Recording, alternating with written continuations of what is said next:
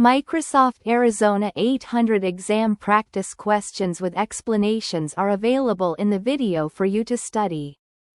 You are managing a Windows server in a hybrid environment. You need to disable the use of SMB Direct to enhance compatibility with certain legacy applications. Which PowerShell CMDlet should you use? A. Disable Windows optional feature. B. Remove Windows feature.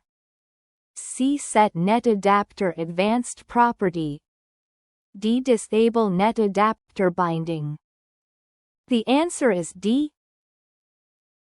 SMB Direct uses RDMA-capable network adapters, and its functionality is tied to specific protocol bindings. To prevent SMB Direct connections, you need to disable the RDMA protocol binding on the adapter. Disable Net Adapter binding is used to disable a specific binding, like MIS_RDMA, on a network adapter, effectively stopping SMB Direct. Disable Windows optional feature and remove Windows feature. Manage roles, features, not bindings. Set Net Adapter advanced property can adjust adapter settings but doesn't directly disable bindings like RDMA. You are configuring hybrid connectivity between your on-premises environment, IP range 10.0.0.0/23, and an Azure Virtual Network named VNet1. VNet1 currently uses the IP range 10.0.1.0/24, and hosts a virtual machine named VM1.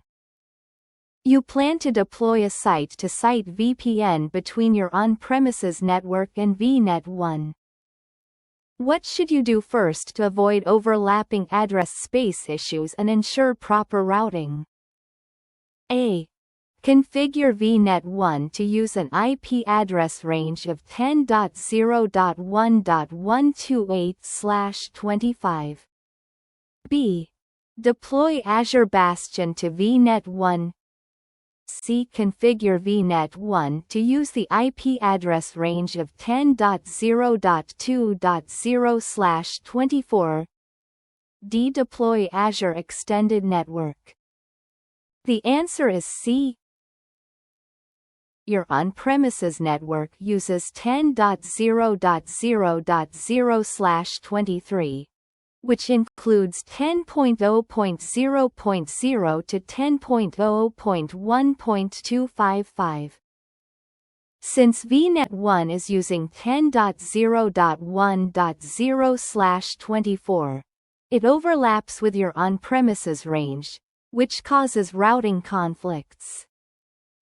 To resolve this, you must change VNet1's address range to a non-overlapping range, such as 10.0.2.0/24. Bastion, option B, provides RDP, SSH over SSL but doesn't fix IP overlap. Azure Extended Network, option D, is used for legacy IP address extension, not VPN setup. Option A, 10.0.1.128/25, is still part of 10.0.1.0/24, so it also overlaps. You are managing a Windows Server container host named Server1. You have written a Docker file named df1 to define the instructions for building a new container image. You want to generate a container image from this Docker file. Which command should you use? A. Docker build. B. Docker exec. C. Docker create. D. Docker images. The answer is A. The Docker build command is used to build a Docker image from a Docker file, such as df1. This image can later be used to run containers. Docker exec runs commands in an existing container. Docker create creates a container from an image but doesn't build one. Docker images lists existing images but doesn't create new ones. You have an on-premises Active Directory domain services (ADDS) environment that synchronizes with Microsoft Entra ID using Microsoft Entra Connect. A new application adds custom attributes to the on-premises AD schema. However, when querying user objects in Microsoft Entra ID from Azure Cloud Shell, you do not see the custom attributes. Which task should you perform first in Microsoft Entra Connect to enable synchronization of the custom attributes? A. Refresh directory schema. B. Configure device options. C. Customize synchronization options. D. Manage federation. The answer is A. When new custom attributes are added to your on-premises AD, Microsoft Entra Connect doesn't recognize them until you perform a schema refresh. This makes the new attributes available for selection during synchronization configuration. Customize synchronization options (C) comes after the schema is refreshed. Device options (B) and federation settings (D) are unrelated to attribute synchronization. You have a Windows Server virtual machine named VM1 running in Azure. You want to manage VM1 using a PowerShell runbook to automate administrative tasks. Before you can create and execute the runbook, what must you create first? A. An Azure workbook. B. A Microsoft Power Automate flow. C.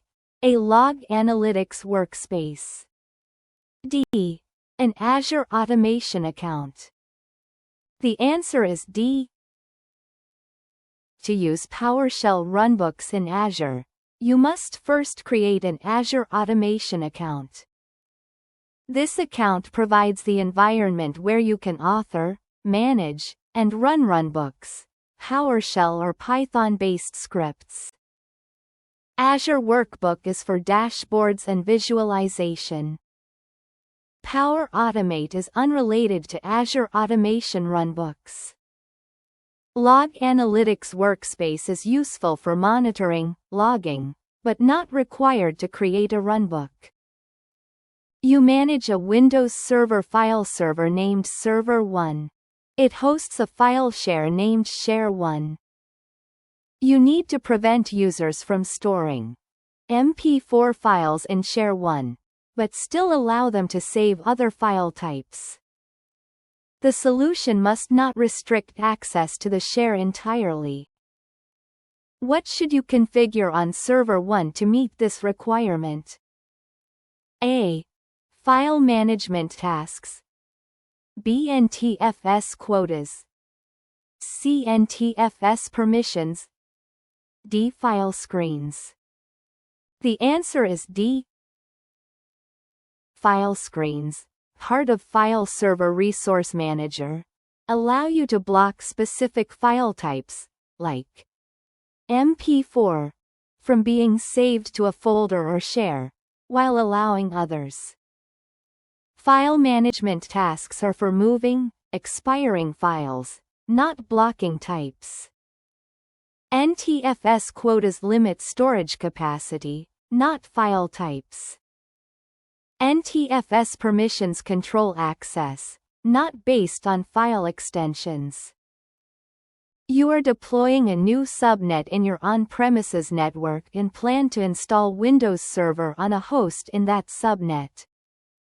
This server needs to forward DHCP requests from clients on the new subnet to an existing DHCP server located elsewhere on the network. Which role should you install on the server to configure it as a DHCP relay agent? A. Network Policy and Access Services. B. Remote Access. C. Network Controller. D. DHCP Server. The answer is B. To act as a DHCP relay agent, the server must have the routing role service, which is part of the remote access server role. This allows the server to forward DHCP requests across subnets where the DHCP server isn't directly reachable. DHCP server is used to lease IP addresses, not relay requests. Network Policy and Access Services handles authentication, not DHCP relaying. Network Controller is used for SDN environments and not needed here.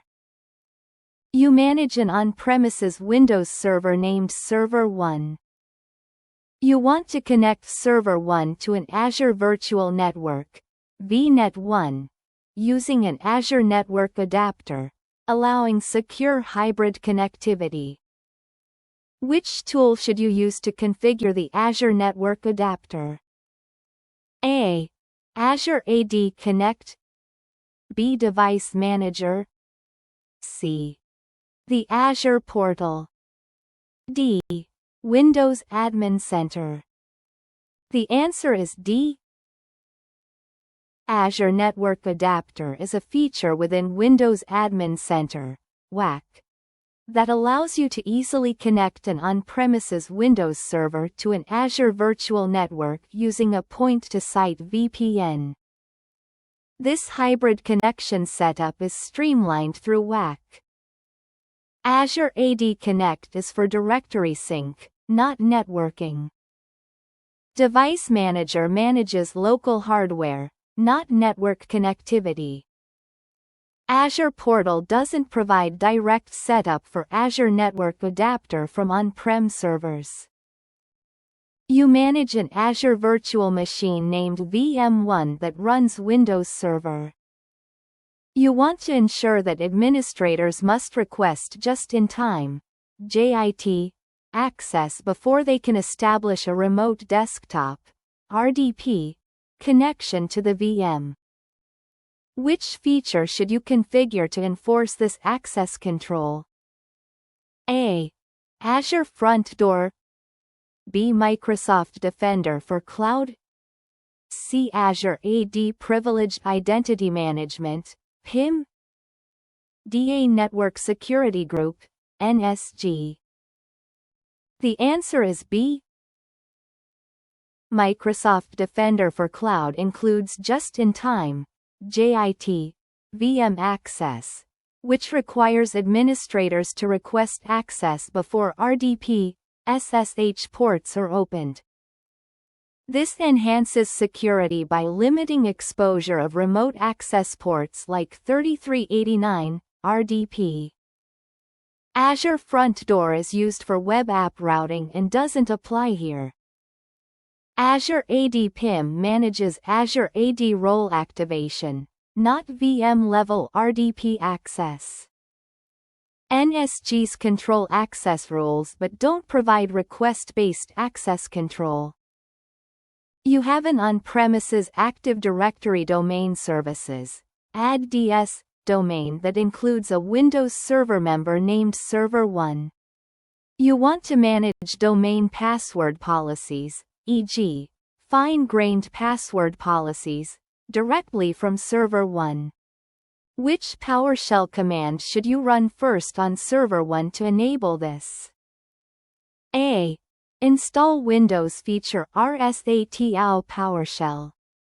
B. Install Windows feature GPHS. C. Install Windows feature RSAT Add Tools. D. Install Windows feature RSATAWIMs. The answer is C. To manage Active Directory password policies, including group policy and fine-grained password policies, You need Active Directory tools, which are part of the RSAT Add Tools feature. RSAT Add Tools includes Active Directory Users and Computers and Active Directory Administrative Center, both of which allow password policy management. The other listed RSAT features are unrelated or incorrect. RSAT OW PowerShell equals ActiveX data objects, not related. GPHS 6PHC is invalid, misspelled. RSAT AWIMS is used for Windows internal database, not password policy.